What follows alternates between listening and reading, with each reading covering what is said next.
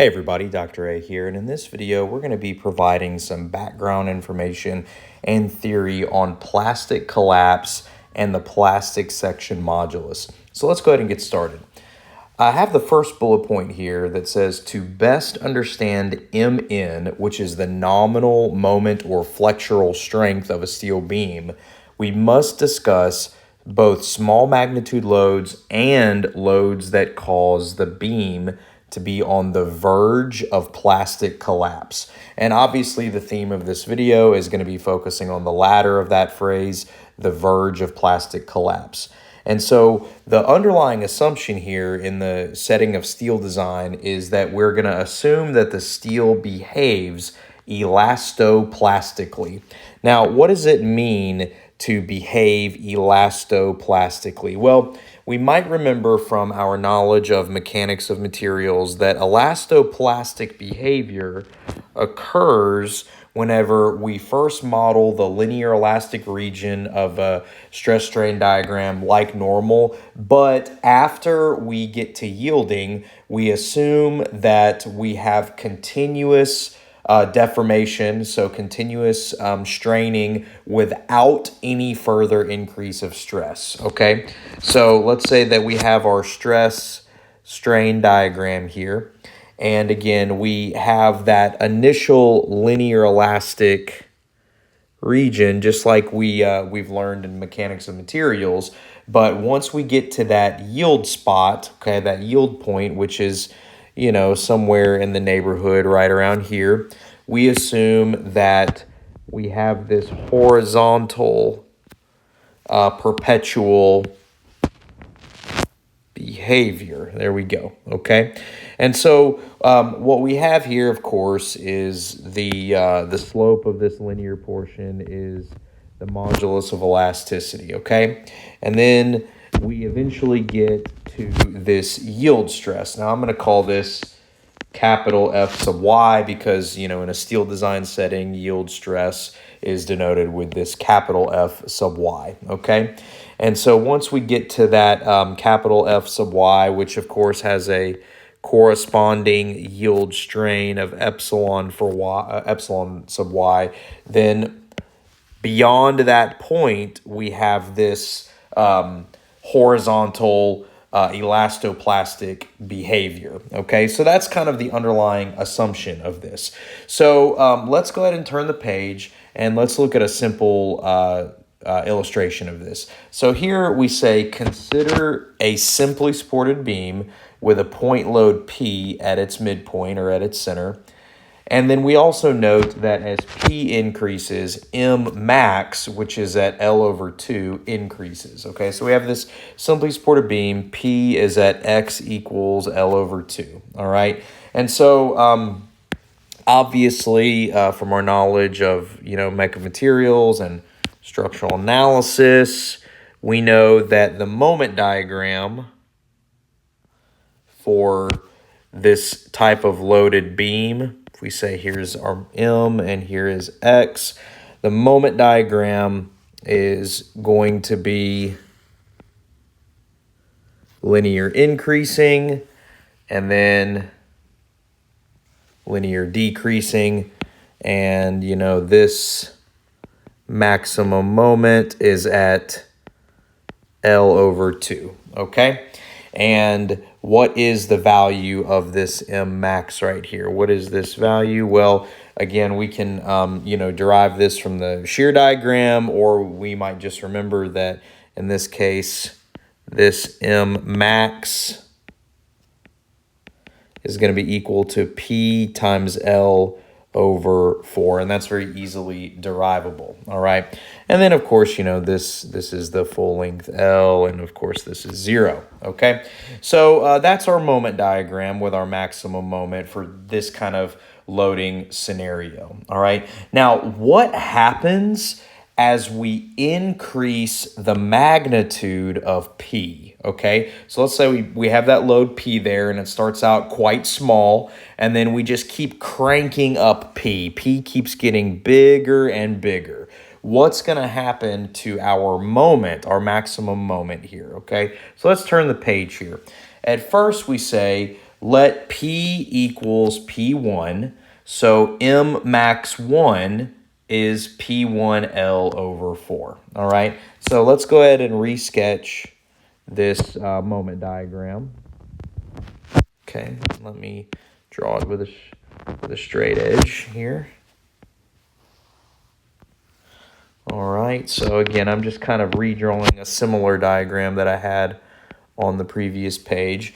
So for P equals P1, we're going to have this kind of moment diagram. Here's that L over 2. And then this is M max 1. All right. And so P increases. So look at our next bullet point. Increase P until P equals Py. Py is going to be called the force that causes yielding, okay? So what we're saying here is P is going to get bigger, P is going to increase, and it's going to increase up to a force that causes us to reach this yield point, okay, in the beam. We're getting that initial onset of yielding, okay? So we're just starting to exit the linear elastic region. So what would the shape of that moment diagram look like? Well, it would look, let's change the color here. It would look, how about we use orange? It's going to increase up to some higher value, and of course back down to 0.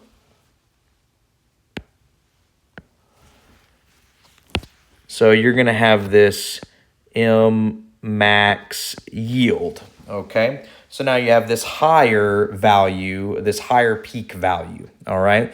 But what happens when I continue to increase P?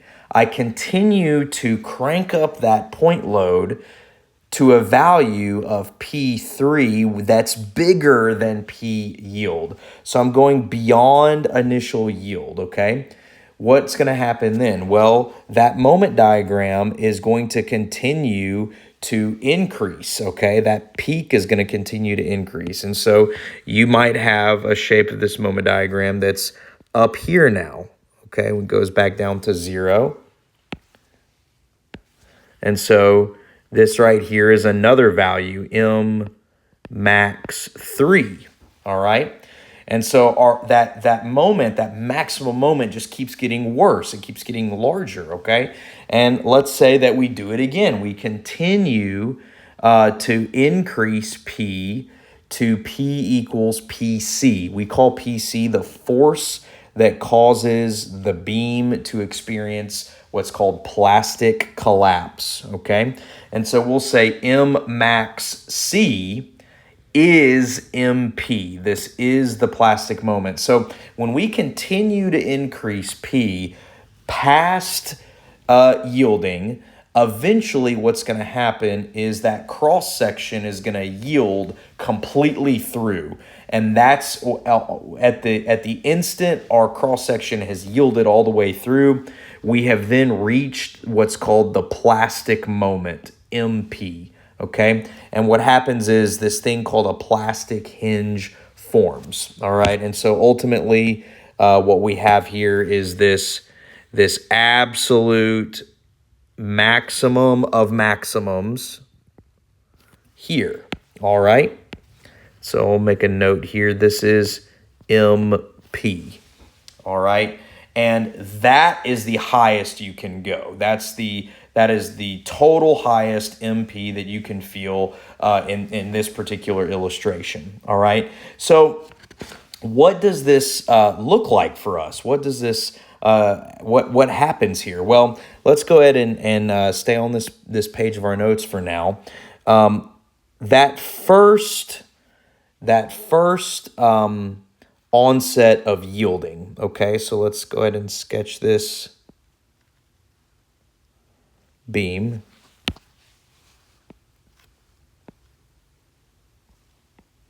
Okay, sketch this beam. That's supposed to be a rectangular beam, but I'm a little less concerned about those ends there. So let's say that we've got, that P yield right there, okay? So basically we're at this second bullet point right here. We're at this kind of orange moment diagram. So you have the force that causes the onset of yielding. So what happens is you're going to get yielding that is just happening at the extreme fibers of the cross section, okay? So that's where that material itself is starting to experience that permanent deformation, all right? And then what's going to happen is if you continue to increase P beyond that yield force, okay? So let's say that we go to up to P3, okay? So now we're looking at this purple moment diagram here. We're going beyond yielding, okay? So what happens to the cross section at that instant? Well, you start getting more yielding. You start getting this kind of like region of yielding, okay? So basically you see that material is yielding and it's eating through the cross section. More and more material is yielding as you move through the cross section. And then if you again continue to increase P, so I'm going to put ... and then I'm going to say up to PC, okay? Then what happens is even more of that cross section yields. And then eventually you have the whole cross section has yielded through at the spot where your load is being applied. So you have all this material that has yielded through. That is when the plastic hinge develops, okay? So so as soon as we get to this point right here, plastic hinge forms, then you have this spot right here that we call the plastic hinge.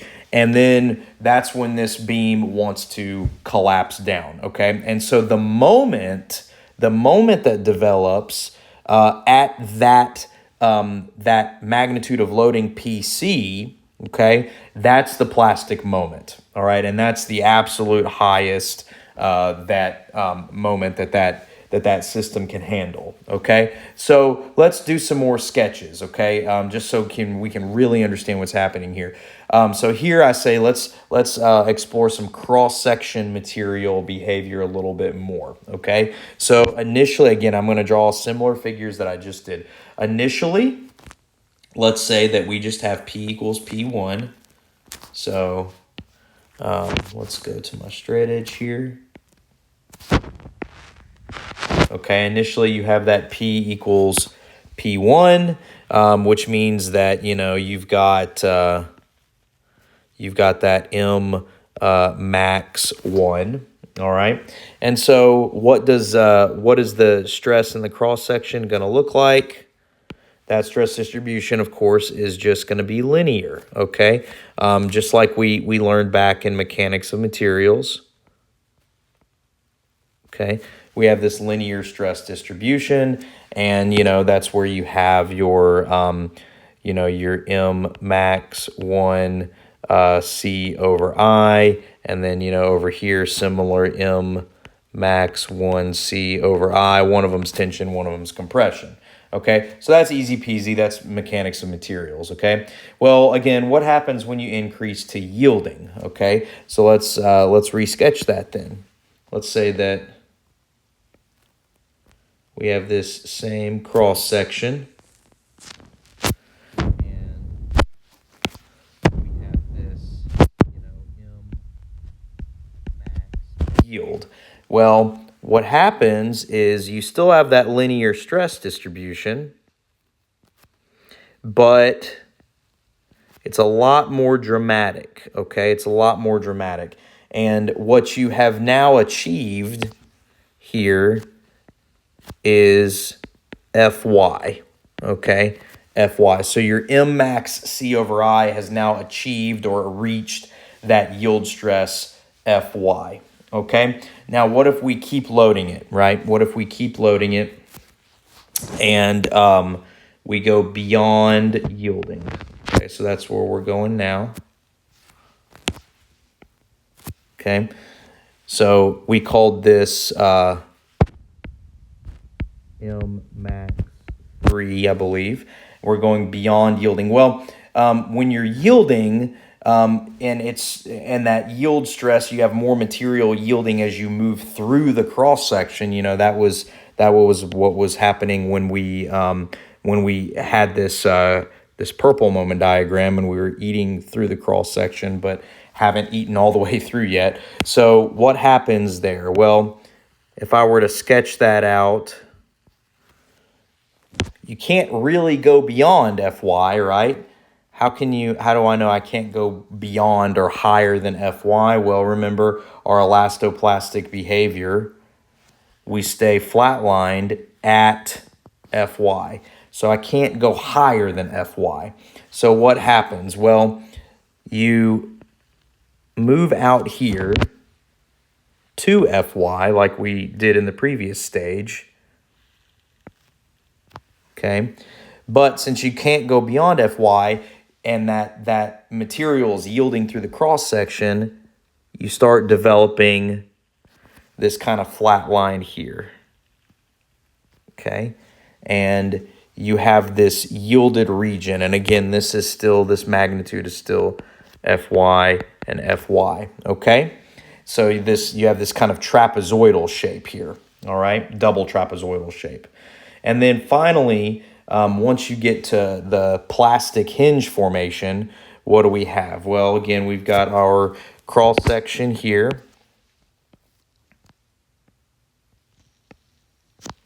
And we're at MP.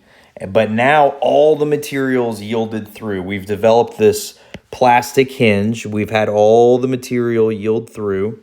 We're at this maximum value MP here. And so finally what we have is this fully yielded cross section. And when you have this fully yielded cross section, you don't have a linear relationship anymore. You have just this constant value of Fy. Fy. Okay? Now, here's the thing about this constant value of Fy. One of them is tension, one of them is compression. Okay? So based on how I drew my moment vectors here, I'm going to go ahead and I'm going to call this one, the compression zone. And, this one down here is the tension zone. All right. So that's what's happened now. So this last stage, the formation of the plastic hinge corresponding with us reaching MP, which also corresponds with these rectangular stress blocks with magnitude of Fy. Okay. And again, we've got a tension zone and a compression zone. All right. And so basically what we can then conclude and determine is that for symmetric cross sections, both the elastic and the plastic neutral axes are at the same location. And the way we calculate the plastic moment, MP, is from the area of the stress distribution of the cross section. Okay, so let's sketch that out again. I'm going to resketch this stress distribution. All right, so I'm going to sketch it a little bit better for us now, so hopefully we can visualize it even better. So if I sketch this out with a straight edge, all right, I'm going to draw the compression zone and the tension zone. Let me try to draw them equal.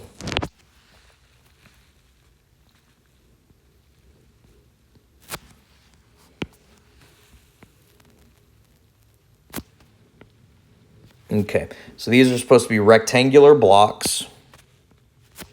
Ooh, didn't mean to delete all that. I just wanted to delete that little nub right there.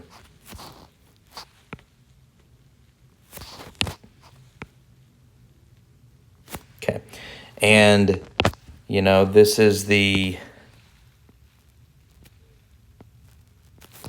compression zone.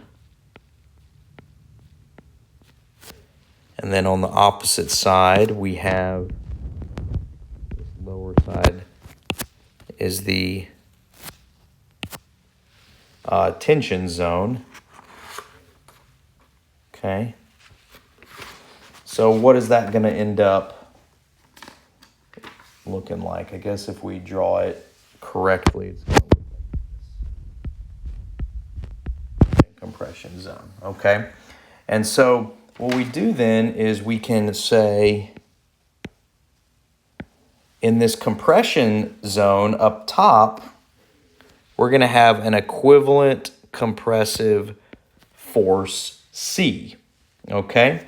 So this is going to be the equivalent compressive force C. All right? And then on the bottom half,